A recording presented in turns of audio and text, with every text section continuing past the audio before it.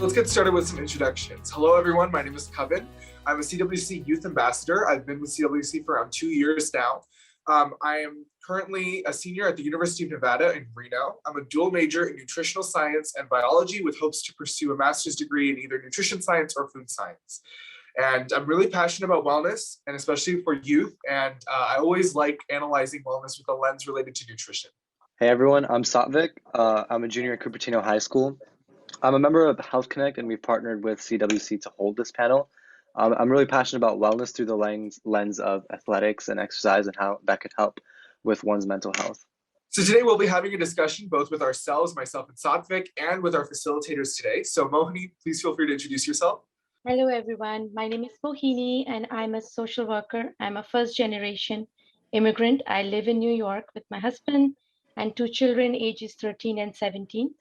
I use person-centric trauma-informed approach in my working as a social worker. I mentor gender diverse youth from a wide variety of backgrounds and assist with self-esteem and career building strategies. I'm actively raising mental health awareness among South Asian community, especially with the generational and immigrant lens, using my lived experience with mental health when my older child was diagnosed with clinical depression in sophomore year in her high school in the middle of pandemic. So I'm very excited to be here today and share some perspectives later on. Perfect. Thank you very much. And Mernal, feel free to introduce yourself. Hi, everyone. My name is Mernal Gokhale. I am a business analyst full-time and also a former freelance journalist and new author. My first book, Saya Unveiled, South Asian Mental Health Spotlighted, was published this May, and it shares 11 true stories about second-generation South Asians and their journeys with navigating mental health, dealing with things like stigma and overcoming it, and it is written with the goal to promote intergenerational healing. Perfect. So now that we're covered that, I think it's a perfect time to just jump into our conversation. I think I want to start off this discussion just by talking a little bit about the stigma that both of you mentioned in your introductions, especially being of South Asian descent.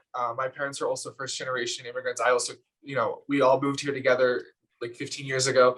So I think just with that perspective, there's a lot of hesitation sometimes when you're talking about things related to mental health. Like if I'm struggling with something, whether that be, anything related to social, like my social behavior at school, issues with friends, all of that kind of stuff, there was always a little bit of hesitation. Like, should I talk to my parents about this? And I think personally, it's always been a sign of weakness almost. I think that's the perspective that a lot of my peers experience when we were discussing things related to mental health. Just sharing that you're struggling with something or sharing that you're going through something that's tough with anybody around you, whether that be your friends, your parents, your teachers, your supervisor, anybody. It's like a sense of shame almost. And I think a lot of us have felt that kind of guilt. So just starting off with that discussion, what are your perspectives on overcoming this kind of sense of guilt or this sense of weakness when seeking help? So I can start from a parent perspective. I think sometimes it is based on the parents, culture and what kind of role model they have been for their children. So if as a parent, I always say, oh, I'm having a bad day or I feel guilty about, my mental health, my own, self-care, then that's going to trickle down in my family. And that's like a first-hand experience that I had. I mean, because of my training, I was more open to these conversations. So when my older child, who is non-binary, so that was another issue that was going on with them at that time, and they were pretty open to coming to me and kind of sharing, whatever that they were going through.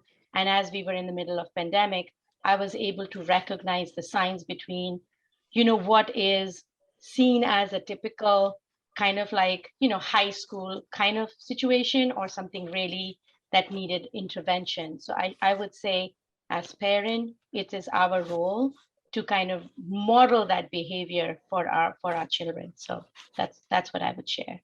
After having done the book and after having lived my own personal experience with the mental health journey, I do agree with what you're saying, that the hesitancy I'm seeing both in myself and as well as a lot of people who told their stories in my book is the hesitancy to tell parents they're struggling does come from having been nurtured that admitting to or giving into your feelings is quote unquote weakness, and therefore that's admitting failure, and admitting to having a mental health disorder is a sign of defeat, and God forbid you do that if you're an immigrant or a child of an immigrant. I think is the barrier that I most commonly see.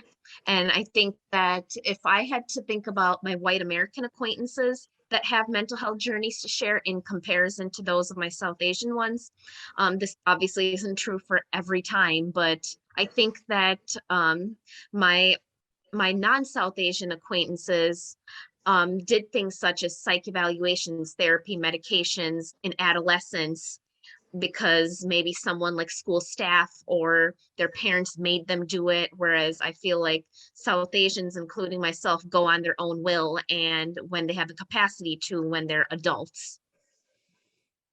Yes, for sure. And I think to combine both of your points in regards to the parents' attitude and just the culture in South Asia, I think a lot of the time just the discussions and the language that's used in South Asian cultures is completely foreign to non-South Asian perspectives. Like, you know, I remember like some of the like, you know, some of the exclamations that we use, or some of the you know, just the phrasing of words that we use might be completely unheard of and might be alarming to those who are coming in from an outside perspective. So I think that also adds another angle to it. But I definitely agree with a parent perspective. It's really important because whatever you practice or whatever your attitudes and beliefs are, that really influences your children's perspective. So I think in addition to just talking a little bit more about the culture, I'd say a lot of the times that language itself, it's hard to communicate.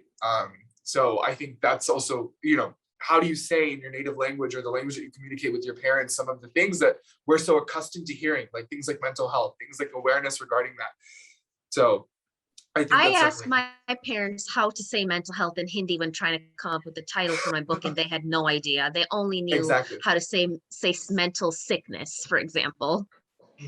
Exactly. And even the English word like mental health, like we were talking with some of our advisors in CWC as well, and they were like, should we change the title because we don't want it to sound off-putting? But even like here, especially with a, you know, a very much North American perspective, that is the phrase to use. But hearing words like mental and like even you said, like translating that to sickness, it's sometimes hard, or it's difficult to make the, like, it gets lost in translation a little bit. So, and I think that has to do with I think that has to do with promoting the mindset. If you have physical health, you also have mental health.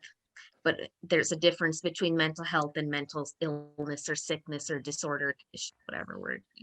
Definitely. And I think it's also like historically, if you see, you know, mental health was always seen as illness or dysfunction. And then when you add like the stigma, that kind of makes it like a skewed mindset for people for looking at, you know, well-being. And Mrinal, I can totally relate that, you know, when you look at wellness or mental health, there is no particular term in Hindi. And, you know, also the language that we use, you know, the connotation, like, you know, if you look at how media kind of health is like, you know, thing is backy, or, you know, you're out of your mind. It kind of makes it feel like, you know, it's abnormal and not a normal function, which in itself is an issue because, you know, we are so fine by saying, oh, my child fell and they broke their leg and they are in cast, but we will never say, oh, my child is really struggling with mental health, because it's going to be seen as also like, what are you doing? Maybe something is wrong with your way of raising your children. So there is a lot of stigma, even from the parental side. It's kind of seen as, you know, you not being a good parent. And that's what I try to bring awareness in my cohort, like as, you know, first generation immigrant trying to raise kids, is to kind of normalize that it's okay. Like it's not seen as it's not kind of your fault, like, you know, or your lack of something. And I think that's how that language trickles down to the youth or the children. And I also feel that as parents, it's our responsibility to give language to an emotion. And many times we don't know, we don't have the language for the emotion we are feeling, so we will call it whatever. And I think that's what the children see. So, but if you say, okay, it seems like you are struggling with, or you're having difficulty with, then kids can also talk about it in that aspect. So again, we need to bring in language for those emotions. And I will add, I'll put on my journalist hat on right now and go back to the point where she brought up media. So I think that, as a journalist who works for American media, I haven't worked in Indian media before, I've come to notice that. So a few years ago, I was in group therapy, and one of the participants said that he has quote unquote high functioning bipolar disorder. And he was talking about how much he hesitates to tell people that he has it until he really knows them super well. And he said to me, or he said to us, every time a mass shooting takes place, the media reports that the suspect is schizophrenic or bipolar. So I say this to say that I feel another pattern I picked up on when I talked to people and told their stories is this ideology that having a mental health disorder is associated with something like schizophrenia or bipolar, like something that scares people. And I have said that I feel like part of the solution from a reporter standpoint is, now that we're covering stories about Mental Health Awareness Month when it rolls around and stuff, we shouldn't just talk about those types of stories like that have to do with like psychosis recovery. We should also talk about things like social anxiety disorder, OCD, ADHD, mild depression, to further educate people that mental health is a spectrum that all of us are on, all of us have been on, or have the potential to be on in the future. Yeah, relating to that, I'm currently in high school, and I do feel like there is a stigma around talking about mental health, and because really, I feel a lot of times I'm nervous to go approach my parents and talk to them about my own mental health. So, like a lot of the times when I'm speaking to someone outside of my family about this, they're like, "Go talk to your parents," like your family knows best. They've been through this, but it's just it's really hard to speak to someone who has grown up in a completely different way, because my parents were immigrants and they didn't grow up here. I mean, it brings me to one of my next questions, because youth with like minority backgrounds, or youth that are parts of different marginalized groups, they are often like they don't realize, or they don't fully understand the way mental health is portrayed in the US, because often it's portrayed only with white cisgender youth in mind. And I was my question was like, how does that affect the youth, and what are some ways to look past just the white and cisgender lens when talking about mental health in the youth? I can share, because again, like, you're right. Like, if you look at the institutions, how they were made, or the teachings that are given to us is from a very colonial perspective. It's like, our mindsets we have to decolonize our mindsets to understand that, when we talk about mental health, or when we talk about from a cultural perspective, we come from a collective framework, whereas here it's a very individualistic mindset, right? So our kids, or when I say like, South Asian children or youth, when they think about, so there's a lot of guilt, there's a lot of shame. Oh, I'm not a good enough kid, or I'm going to burden my parents with something, right? So I think that's also a responsibility. And again, I'm sharing this from something that my kids have gone through, right? And through that, I have learned that, oh, when I don't say it, like it's the same thing, like, when if you are from LGBTQ community, it makes a lot of difference when you see a rainbow somewhere, so that, you're looking for it. You're looking for that sign that it's okay for me to feel safe. So I think it's the same perspective. And as a parent, I normalize that for my children, right? Then they feel confident that they can ask, because there are not that many role models out there, and the institutions don't understand the lens that we come from, right? Like, why is a South Asian youth fearful of even bringing up a mental health challenge at home. It's not that their parents are not supportive. It's just that there is a lot of like shame or like, I'm not good enough, I'm not strong enough.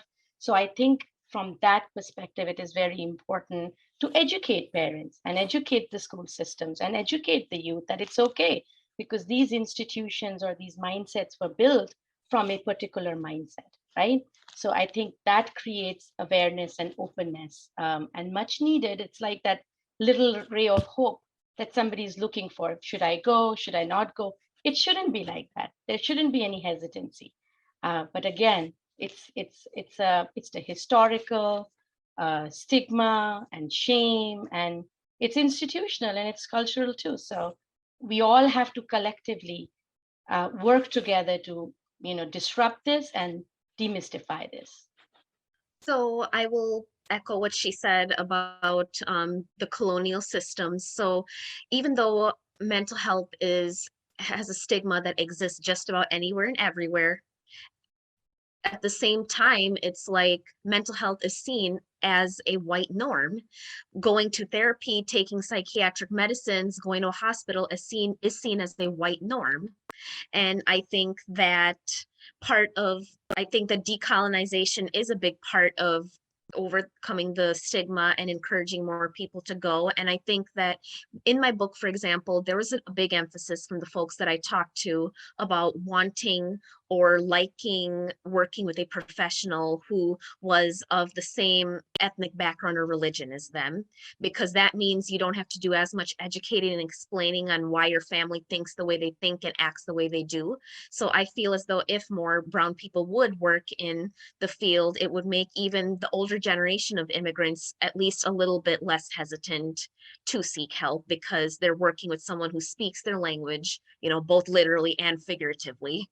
Definitely. And I think I wanted to highlight a point that Mohini made about the gender aspect of it. Because I think there's, especially growing up in high school, like in Satvik's perspective of, I just wanted to share that, like, it was so unheard of, even when I was in high school, to have to for anyone who was non-binary. I knew exactly, like literally one person in my entire high school who used they, them pronouns. But today in my university, like this is 8 years later, in my final year, half of the people that I work with in my staff on campus uses they, them pronouns. So I think it's so for me, I'm just visually seeing that representation of people like understanding that gender is more fluid than they might have learned it to be is really the groundbreaking, because so many people are realizing that about themselves. It's not like these people didn't, people have experienced this for centuries, but only now we're having these terms and these conversations and allowing those who have felt that way to openly express it. But I will say, it's almost unheard of to find South Asians who utilize they, them pronouns, or South Asian people who identify as non-binary. So I'd like to ask, like, what are some ways that we can support youth who might have, not necessarily struggles, but who might have difficulty expressing their gender identity or understanding their gender identity? What are some ways that we can facilitate that, especially from a South Asian background, when it's almost nearly unheard of? And like we said, there's no language for that. All I can think of is if there were more professionals in the field that have a high degree of experience working with those communities, then they'll be able to connect with those who are feeling insecure about it much better than someone who is not in the South Asian community and doesn't have to deal with those same sorts of barriers when it comes to the stigma surrounding gender identity. Yeah, and I would also add that it all comes down to education and awareness. And again, like, as a parent, raising like 2 children, my older child is non-binary, and, my husband and I, we learn like to use they, them, and explain that in our language, there is no term, like there is no actual translation, because our language is not gendered, right? So, but again, there are ways that we can, I think, and again, that comes back to awareness. Like sometimes parents are hesitant also because they don't understand, because they have not experienced that. They don't understand why it's important, because it's kind of seen as kind of like American way of thinking, or it's revolutionary, like, or you don't have anything, like, why does it matter? Why is it important? Like, why do we have to, right? So the more there is awareness and education around that why does it matter for somebody? It was, if I was not in the field that I am in, and I'm not working the way I work in an environment where I work with older adults, and we work with LGBTQ community, right? And I also believe in like diversity, equity, inclusion, and I understand like there are so many things that impact somebody's well-being. So I was thinking, like, if I didn't, like, I went to Boston College, I did my master's here. So even though I'm first generation immigrant that came up in my 20s over here 20 years ago, I got some exposure, I got that understanding, but my peers, my age group of parents who are trying to raise, they don't know anything about this. They don't understand why it's important. So I would also say that to youth, that sometimes don't discount or don't just say it's not important, my parents are not going to understand. Sometimes it's also our responsibility to make them understand like why it's important and have that, you know. But then I would also add that we need to have more role models. We need to have more people who are coming out, people who are trying to kind of normalize this, because it should, the more people talk about it in all generations, that's how, again, it's going to change. It'll begin when both generations come together and make it like why it's important and why it's important to address. And I think the multiple generation part is something that I definitely want to talk about, because I'd say, because for example, Sadvik and I are apart by 5 academic years. So I have a little bit of more of a different perspective. I graduated high school in 2018. And I think even the friends that I have had at the time, the friends that I know now, this stuff is still very new to them.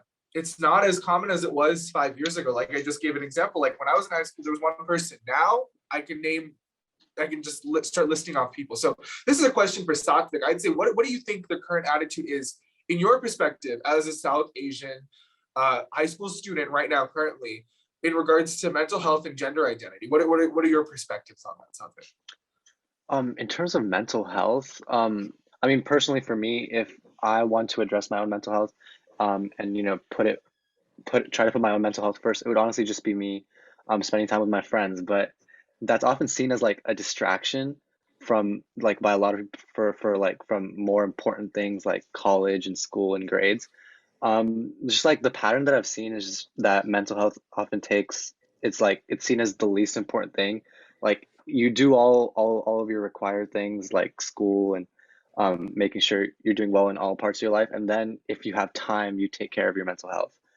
Um, that's been kind of like a pattern that I've been seeing for like my entire time in high school, especially in a place as competitive as where I live in the Bay Area, where yeah, it's just college, and there's kids like taking like 13, 14 APs and just not putting as much of a focus on their mental health as they should. In terms of like just how like how it looks in our school in terms of like diversity, in terms of the gender identity of people, it's like I think it's definitely changed. There's a lot more people, at least at my school, who are comfortable with expressing their own gender identity. Um, uh, we do have like multiple clubs at least around campus, and these are honestly the norm at most schools in our area, like the Gender Sexuality Alliance, and just a place for people with different gender identities to feel safe and at home. Like it's not, because it's not as much as I'd like to say everyone is fully accepted. There's still a lot of just hate and biases against people that are just different from the norm. And yeah, I guess that's how I would describe the current environment for most of the teenagers that are in the Bay Area, at least. Yeah, and just before we move on to our next point, I did want to add, so Satvik and I also went to high school in the same city, and I think it's notoriously known for being very competitive in relation to academics. So it's almost as if there's no time for anything else. There's no time to address your gender identity. There's no time to address, your mental health. There's no time to address anything other than things that will benefit, like Satvik said, your chances or opportunities of going to the college of either your choice or your family's choice or your parents' choice. So there's just not time for a lot. There's other things. So I think both of us have that shared perspective of being in that very highly competitive academic environment. Everything, every other moment, if it's not academics, is still related to yourself and how you can improve yourself. But it's never about appeasing that inner self of yourself, like you're, addressing the inner self and, dedicating time to improving that. Because I think a lot of my friends struggled in that regard and did not have time for themselves and resorted to, drug usage or, excessive drinking because they just needed that opportunity to feel something. And I think it's also important to understand that a lot of the times you can find that solace or that community in your friends. Like you had mentioned, like if you have any mental health things you want to talk about, your friends are a great resource. So having that community and having that awareness amongst people your age is very beneficial.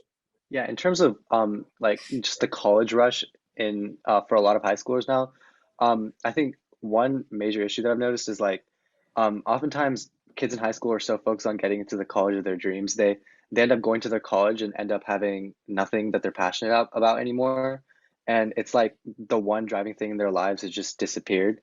And honestly, it's such a huge problem because like so many kids, it's just like it's in their heads that of their entire point of existence at this point is just like in high school is just to get into a good college, and once you're there you're set, I guess. And but then once we're there, it's just like we've spent so much time trying to get to a college of our dreams. We've never really developed ourselves and our own passions and interests, and our mental health is already deteriorated to a state where it's like um I mean that's why we see all sorts of kids like getting like alcohol poisoning, and like there's drug abuse in colleges like a lot. And I think that a huge portion of that is because of the kind of mindset that many high schoolers have before they get into college. Definitely. So do you want to lead into another question, Satvik? Yeah. Another question that I wanted to ask was, um, I mean, it was related to like having like our taking care of our own mental health being less important. Um, so oftentimes parents see like mental like activities that help our own mental health as silly or just distractions from life. Like how would we address that, and how would we spread the message that mental health um, should take importance over other things in our lives? I think again, from a parent's perspective, what I would say is like, your kids are watching you. That's the message that I would say. It's how we take care of our mental health. Like, why is self-care important? And again, coming from a social work background, we are taught in school because, we hear, we have to take care. You cannot give out from an empty cup, right? So you have to fill your cup every so often, only then you'll be able to pour something out of it. So it's the attitude of the parent. What are your conversation like? Are the dinner conversations about, brushing off that, mental health or self-care is only for people who have time? Or like even like, oh, you should get busy. It's, you don't have time for all this nonsense. Like I hear other parents and, other people talking, oh, the kid has too much time. That's why now everybody's talking about mental health.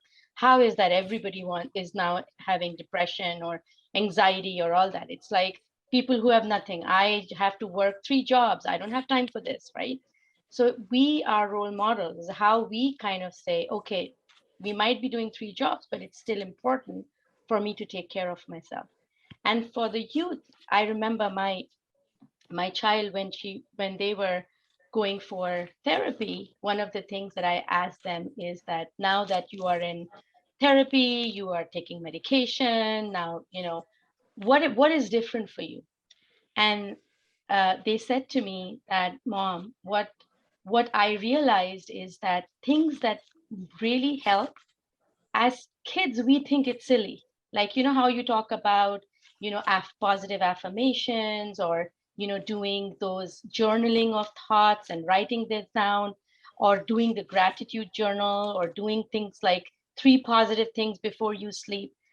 I used to think they were silly, but now that I am doing it and I'm seeing the impact, I realize, like how important it was. So I would say, again, as parents, we have to model that for our children. And also I would caution, like Susan David does amazing job about positive toxicity. That's another thing that we as parents need to be very careful for. Like, just talking about positive thing doesn't mean that there is no negativity. And we have to be careful. Like we have to acknowledge and say, I'm having a hard day. But you know what? Because I have done that, I have lived this, I'll be able to take care of it. Not always brush it off as like, oh, just think positive, or listen to positive podcasts and everything is going to be fine. So we have to be little careful about making it known to people that these are the strategies that work, but you have to come up with your own strategies. But it's not going to be easy. It's okay to feel that it's not easy. So don't make it always like, oh, if you're not doing better, it's because you're not trying hard enough. I think that it's about promoting the mindset that taking care of your mental health is equally as important as taking care of your physical health. And when those things are out of line, then other things in your life are going to be out of line as well. And I think that it's about balance too, which is something I feel like I wasn't necessarily taught about much growing up. About realizing that as badly as you want your kid to grow up and be successful and survive in the world, they're still a kid. They still deserve to enjoy life, and I think that this wasn't modeled in our community because what should I think that people who immigrated here are in that constant state of survival mindset and don't really take the time to look at, they're more focused on survival, I think, than things like self-actualization and self-fulfillment. And that mindset kind of gets projected onto the generations following. And I will say one person in my book even said to me who told her story that she thinks brown parents do not take their kids' mental health seriously unless they reveal they're on meds. I think that's a great segue to kind of like, what are some coping mechanisms that we can offer? Because Moni, you mentioned that that think positive mindset is not necessarily always going to be the most beneficial. It's very one-sided. And Mernal, you were mentioning something similar as well, like before getting to a point where medication is needed, like how can we address it before and be open and honest? And what are some coping mechanisms that can be utilized from any youth perspective? Like what are some of the coping mechanisms? We all have to come up with our own coping strategies because what will work for me might not work for Mernal and might not work for you, Satvik. So I think we all have to be open to kind of trying different things. And so first having that awareness that this is a process. It's not an end in itself, and it's a lifelong thing. Just the way you would train your body, you build resistance over a period of time, you build stamina and strength over a period of time. It's not a one-shot deal. So having that recognition that that we all have to come up with our own coping mechanisms, and that's where having that trusted somebody that you can talk to, whether it's a family member or a trusted adult, whether it's your parents or somebody in your circle, could be a first start. But then if you are able to see a therapist and you are able to build those life skills, then it's a long-term investment that you have to do, and it's okay. And again, that would depend on the comfortability of your own being able to ask for help, seek for help, and then following through the regimen, and also having that conversation with your parents that why it's important, because you have to build those coping skills depending on and then again, this is from my experience with my older child, that they realize that there can be different kinds of coping mechanisms. Some people do emotional eating, some people play video games or do other things to escape, and some people exercise. Some people might go for a walk. They might be go for a hike in the nature, or listen to a music that picks them up, or just having some sort of understanding or buddy system with their own peers, that I'm really having a hard day, this will be my code for you. Like sometimes we do that, like and we created those routines in my household, that I would say that if you see mom doing this, tell me, because that means I'm not having positive coping skills, right? So having those dialogues sometimes helps. But again, I would encourage everybody to figure out their own, whatever will work for them. But having conversation, that's the first step. Yes, definitely. I agree with the part where she said that different things work for different people, and that's a message that I'm hoping to convey in my book too, with the variety of stories that I told. One person in the book even said that the biggest thing they learned was that healing is nonlinear, and that what may work for one person may not work for another. Now, since you asked about things like medicines and how not to get to that point if possible, one thing I read is when you feel like you're struggling, ask yourself, are things like my sleep, my exercise, my diet, my career, the people that I'm surrounded by out of alignment in some way, and see if it's possible to address those things. And if those things are in alignment and you're still struggling, maybe there is something bigger going on, or if it's not possible to kind of fix those things out of alignment, then maybe just putting a band-aid on it for the time being may be the solution.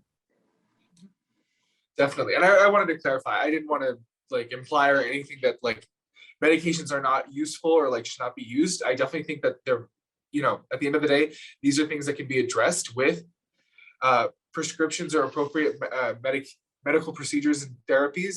But I just wanted to like, yes, correct. I just wanted to give that disclaimer before we continue. So we kind of discussed this towards the earlier part of the session, but Aman Jain in the comments just said that, do you think that youth today in the South Asian community do not prefer to share their emotions and feelings with friends or even parents?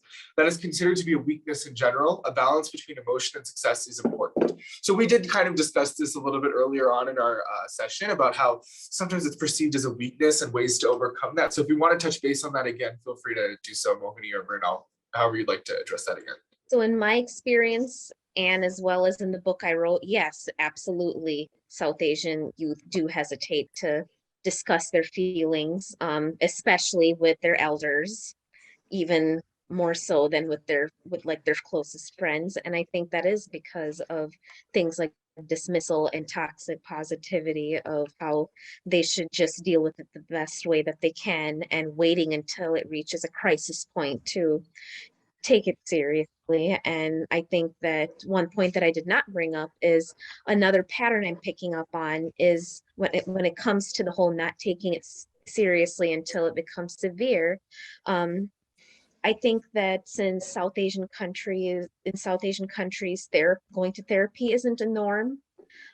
People who immigrated here don't seek out any therapy, don't put too much value or thought into processing their emotions when it comes to the acculturative stress and having to adjust to acclimating to a new country. And I think that's why they probably don't think it's important for their children either, in the sense that they see themselves as having struggled more or having had it worse, whereas their children are getting the best treatment possible in terms of being their kids and already being citizens here, not having to do things they did.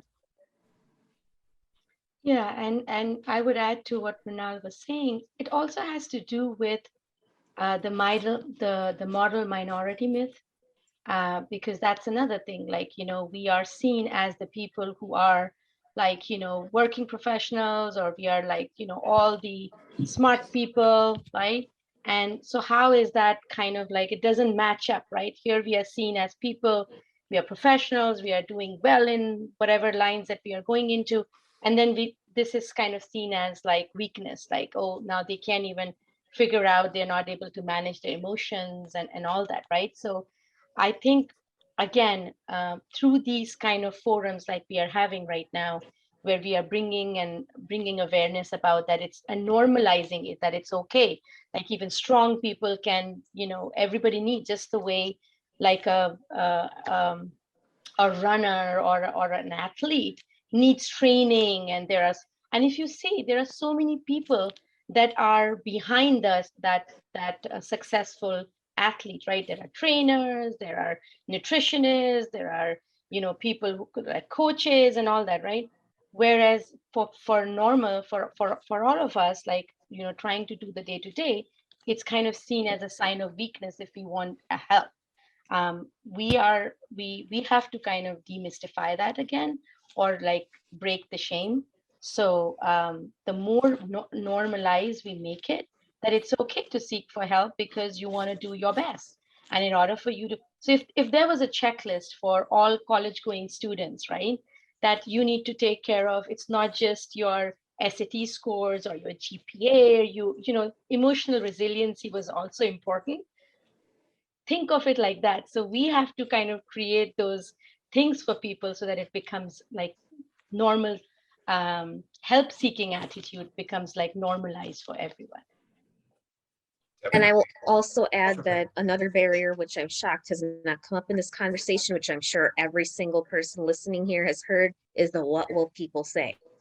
I think that probably all of us heard that growing up a lot, and unconsciously, we probably started repeating it when it came to ourselves too. Definitely, definitely. And that shame, or that sense of shame, or that sense of disappointment, or that sense of losing an honor is very present in both, I think, my parents' generations, it's trickled down. It's definitely trickled down.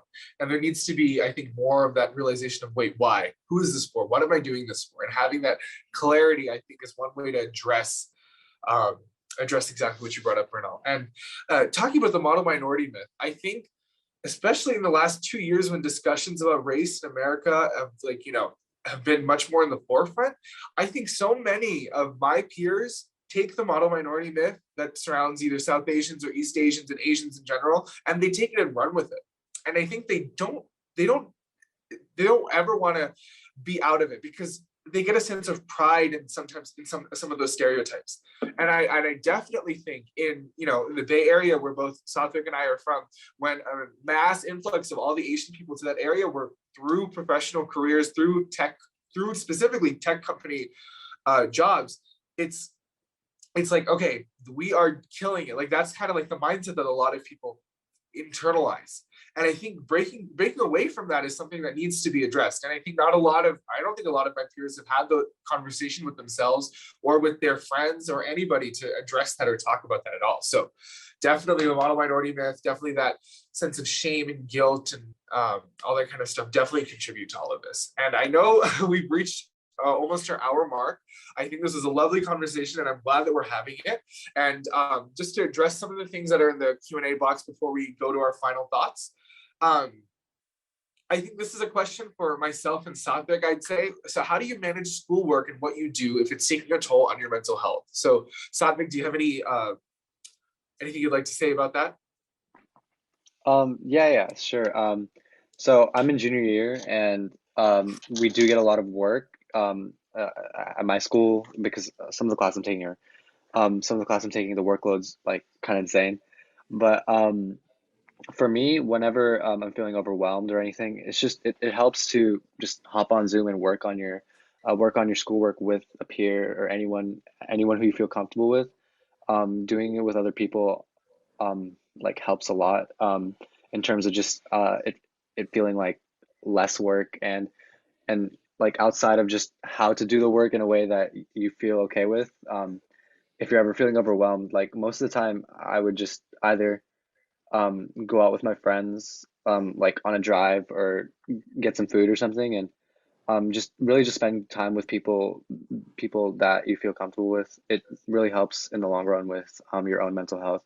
And I'd say it doesn't really make you forget about the work that you have, because I don't think that's like really healthy, or just like forgetting about all the work that you have going on. But it's good to take a break and focus on yourself for a little bit.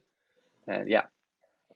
Yeah, definitely. And I think for me, entering my final year of university, one thing that I like to do is just physically remove myself from campus. I think for me, that's the biggest thing that I like to do, because I'm an RA, so I'm a resident assistant in the dorms. So the place where I work and the place where I live and the place where I, do schoolwork is all the same place. So for me, just to physically get away from that is really important, whether that just be a walk to a park a few blocks away, or whether that be walking into the city, or, going out for a drive. For me, that's one way that I really like to escape and just take a step back and just get that perspective. But yeah, I think that's definitely one way that I've coped with it. And I think a lot of the times finding that time for yourself using methods of keeping track of all your schoolwork, like using things like Google Calendar, using a planner, using an agenda every day. Those are all methods that I use to keep everything in balance.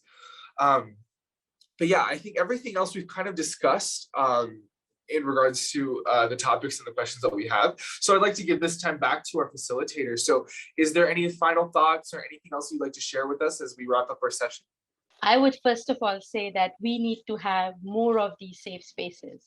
We need to create these forums where youth can talk about mental health. And I also feel that we need to bridge an understanding between what youth are feeling and what parents are feeling, because I think parents want to help their kids, but they don't know how, especially the first generation immigrant parents, because again, culturally where they are coming from, it's a lot of unlearning that they have to do in order for them to learn how to, be better parent. And again, that burden that, I'm not a good enough parent because I don't know how to help my child.